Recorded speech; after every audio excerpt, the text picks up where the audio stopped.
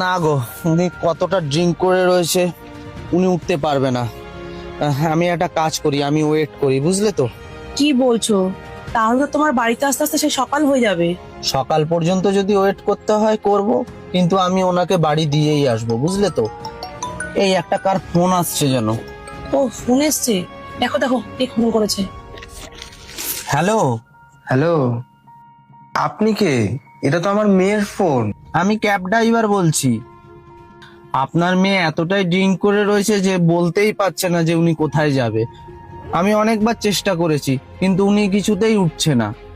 আচ্ছা, আপনি এখন কোথায় আছেন? আমি স্যার ওই যে হরিণঘাটা নতুন ডায়েরি প্ল্যানটা হয়েছে না মনপুরে, ওর সামনেই দাঁড়িয়ে রয়েছি।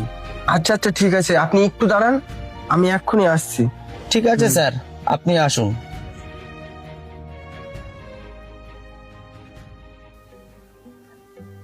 দাদা, কোথায় আমার মেয়েটা?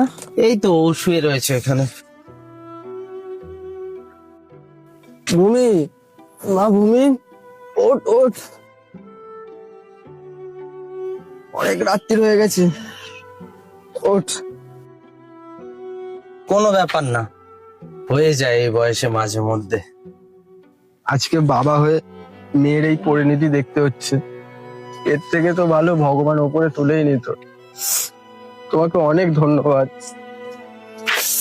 ফোনটা নিয়ে যান। ভগবানের কাছে প্রার্থনা করি তুমি ভালো থেকো। চ মা।